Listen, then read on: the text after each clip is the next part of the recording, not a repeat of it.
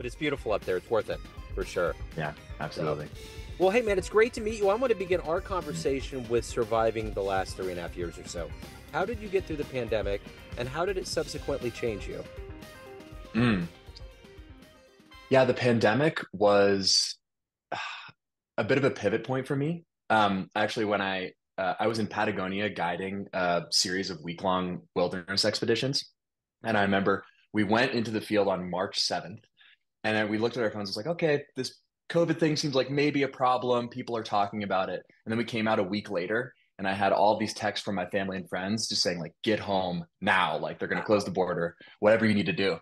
And so it was, it was an intense process to get home. And then the season of guiding for Outward Bound that I had scheduled got entirely canceled because they just canceled all the outdoor education programs. And so I ended up moving into a chief of staff role at a climate tech company. So actually, the pandemic at its beginning ended up sort of drawing me back into the climate tech side of my career as opposed to the wilderness guide side, which I can get into a little bit more later. But when I think back about how I navigated the last 3.5 years, I mean, it's really come down to spending a lot of time outside. I've chosen to live in places that have like great access to the natural world. And I feel like after the initial sort of 3 months where we didn't have a lot of information, but probably made some poor decisions on saying that you shouldn't go outside and closing national parks and whatnot, that was like the way to continue to remain um, sort of both social and active and happy for me was to be climbing, skiing, running, all Yeah. that. So let's get to the heart and soul of what you do on a daily basis for a living. I'm going to put you in front of a bunch of third graders. It's career day. And one of them's curious and says, hey, what do you do for a living? How do you answer that child? Uh, I would say something, I don't think their teacher would necessarily love this answer, That's fine. but I would say something like, do you like sitting in your desk all day? Does that make you inspired? And I would imagine many third graders would say no. Yeah. I'd be like, yeah, so I help adults that feel the same way reconnect to the natural world and feel more of a sense of aliveness by giving them something like extended recess, but then allowing them to come back into their classroom with more energy to be able to pay attention and get good grades and do the things they want to do in the world. So what did you want to be in the third grade? What was your dream to grow up and become? Oh, the only things that I thought about growing up were sports.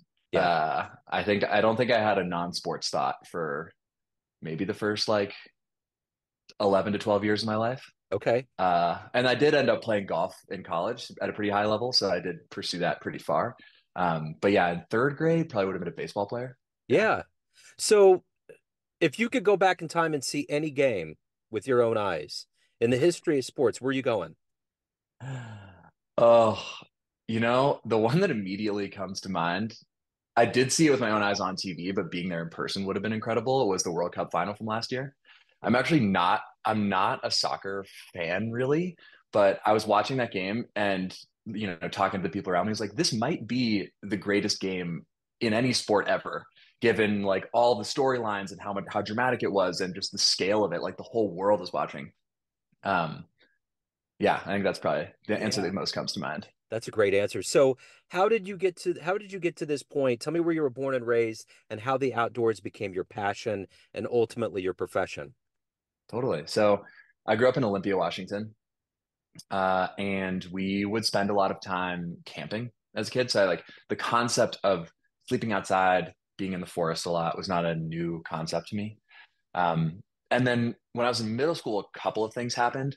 One, they showed us the film An Inconvenient Truth, which do you remember that movie? Is a Oh climate yeah. change documentary. Oh Yeah. yeah. So that movie like scared me so badly that I fainted in the classroom. Wow. It was like my body just couldn't handle the reality of what was happening to our planet. And I remember my dad picking me up from school because they sent me home. And I was describing to him this, and he's like, well, when you grow up, like you should do something about it. And that moment, like, really stuck with me. Yeah. And so ever since then, I think I used to maybe would have described it as I want to help us solve the climate crisis. While that's important, I think now I would say I want to help us like reconnect or heal our relationship with the natural world. Yeah. Um, and so I've been weaving in uh, sort of my continued pursuit of connection with wilderness as part of that reconnection with the natural world. Yeah. Um, yeah. That's interesting because I remember Al Gore was pivotal in making that film, and he came out and had a network. That was how I kind of really got back into journalism. He had Current TV, and they did a lot of very eco-friendly reporting, and there was a lot of things that they did. So yeah, I know that whole era and all of that. That was a pretty stark show. I remember watching that even as an adult, thinking, "My God, we're Well, I think, destroying." two things on that. I think one, I think a lot of the thinking and honestly like academic research around communication about climate change has shifted Yeah, since that movie. We've realized like it worked for me, but for many people, like trying to scare people does not work.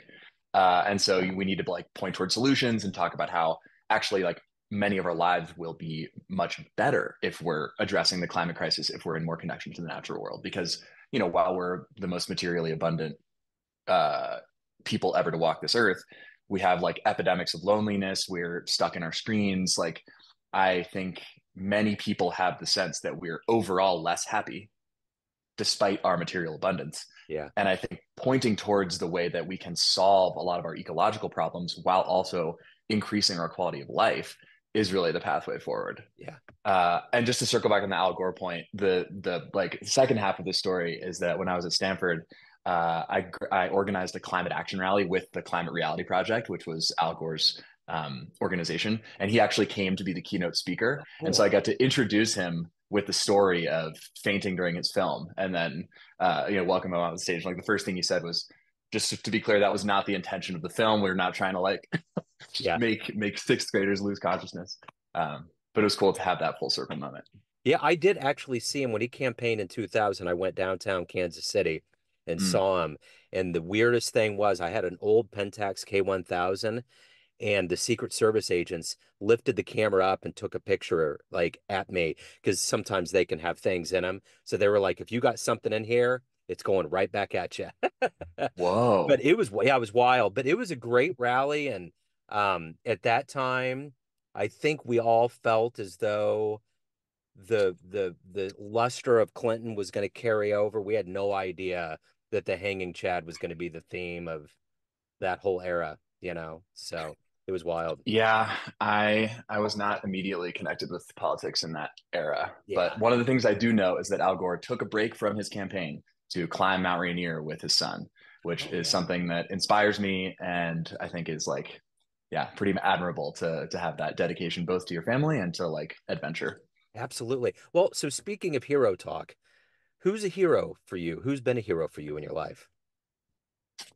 That's a great question. The first person that comes to mind, and when you say hero, I think about like who do I feel has lived a well-lived life? And who like would I trade places with essentially? And aren't that many people. One that comes to mind, actually, the two that come to mind are both authors. One is Kim Stanley Robinson. Mhm. He is a sci-fi author who mostly sci-fi, who wrote his most famous book is The Ministry for the Future, Yeah. which is an incredible book about the possible like near and medium term consequences of climate change. But I first got introduced to him by reading his Mars trilogy, which is an incredible long exploration of uh, the like political, social, and ecological impacts of possibly terraforming Mars. But he also wrote a book recently called The High Sierra, a Love Story, which is just about his 40 years of spending 3 weeks to a month per year backpacking in the High Sierra, which is my favorite place in the world. Yeah. And so I feel both like his books have shaped the way that I understand climate and ecology and sociology. And I read his The High Sierra Love Story while on a 5-day solo trip in the Sierras last summer. And I was just falling so deeply in love with those mountains. So, in terms of like someone who has had an incredible impact on the world, produced great art, and also had a ton of adventures, like Dan is definitely a hero of mine. So who would you love to meet? If you could meet one person alive on the planet right now, you may have already answered it. Who would it be? Well, I've met Stan virtually a couple of times. If I could meet one person,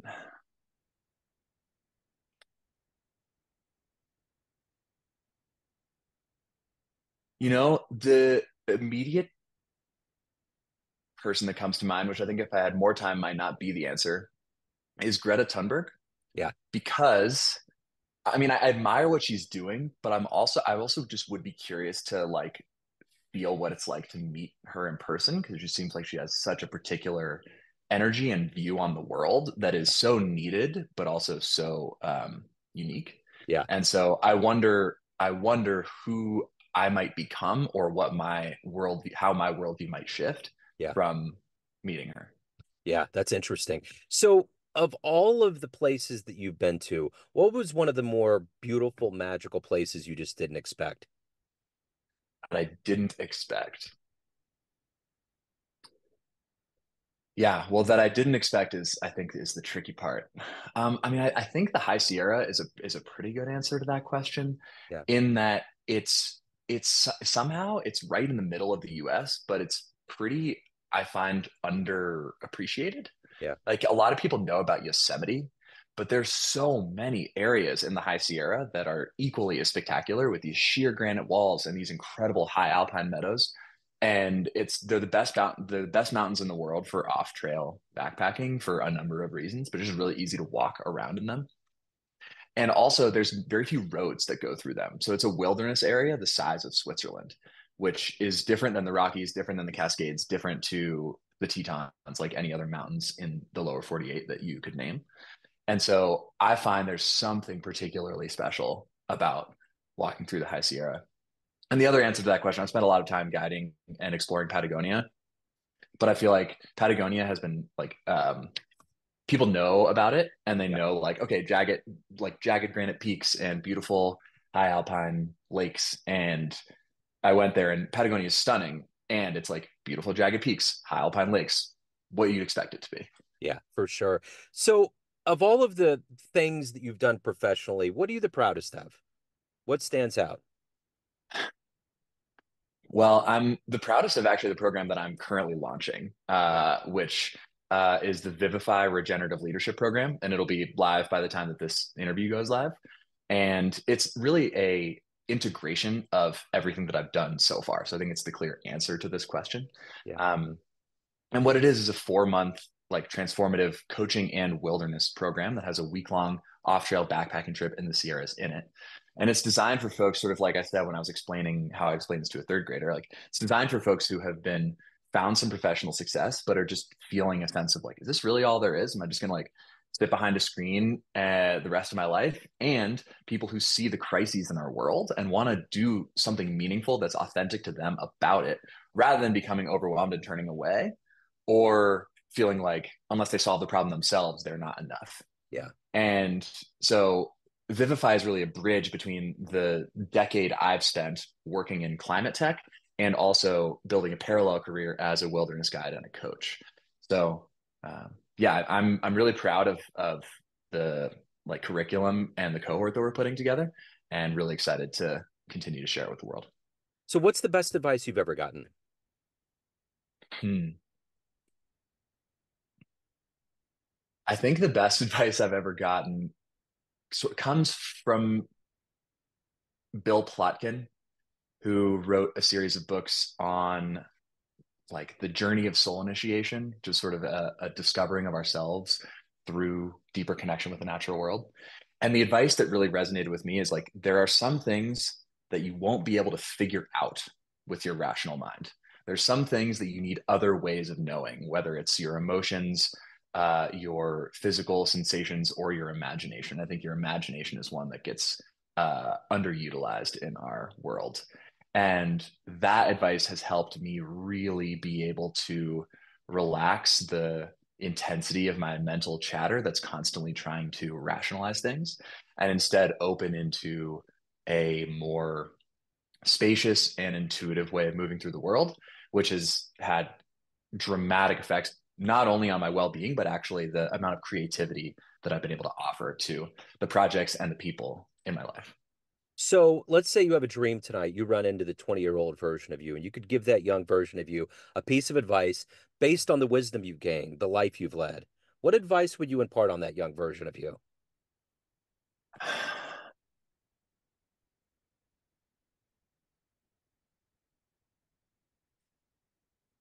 Something like breathe. There's not actually a moment in the path that I've walked that I would say do this differently, Yeah. because even the moments that were uncomfortable, I can see the value of them now. But I think there is a way that I could have been more accepting and present with whatever was happening, Yeah. rather than being like, um, one of the most powerful sort of meditative instructions that I've ever received was I was doing a like a half day silent retreat with a teacher named Locke Kelly. And about half an hour into the first meditation, he said, "What is here when there's no problem to solve?" And I just burst into tears because it just unlocked the fact that like I had been spending 95% of my life solving the next problem. And I find whenever I say that to people, it's like when you bring attention to it, it's like we're always solving a problem. And so my advice to my past self would be, yeah, like we need to navigate life, we need to solve problems, but remember to give yourself a break from that and just breathe into the moment that you're in. So everyone out there has a perception of you, family, friends, all of your clients, but you run the show. What's your perception of you? Who do you think you are?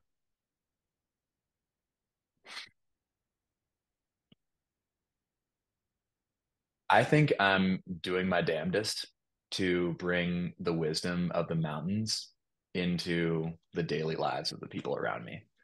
And I'm not perfect and I'm learning, but that is what I'm really dedicating myself to, is learning from what David Abram calls the more than human world, and trying to be a channel for that wisdom to uh, the humans that I care about. And yeah, if I can get slightly closer to that every day, then that's a good day. So let's say a time machine pulls up after we get off this call and you can go anywhere in history, anywhere in time and see one event in human history with your own eyes. Where are you going? Mm.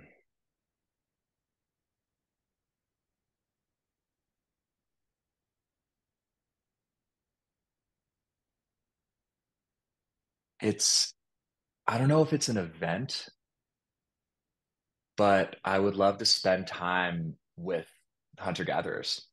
And I know that there still are hunter gatherers in this world. And I have some plans to go spend some time uh, studying that way of life in the future.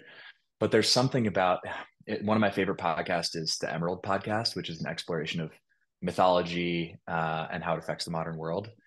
And within one of the episodes, he has this sort of repetitive phrase. It's like, what would it be like to experience the world, to experience the unbroken world with an unfractured mind? Yeah. To like look over the next hill and know that there is truly nothing but just the natural world there. And so rather than an event, it's just I would want to understand what it might be like to experience an unbroken world with an unfractured mind. Yeah. Well said. That's great. Yeah. My mind's just totally roiling over that. So if anyone wants to get involved with your new program, they want to reach out, they want to learn more about you, where is the best place to go? Yeah. So domfranks.com/vivify is going to be the landing page for the VIVIFY Regenerative Leadership Program. I also write on Substack at domfranks.substack.com, or I'm sure if you just search Dom Franks Substack, you'll find it. I don't have a particularly strong presence on any of the social media platforms.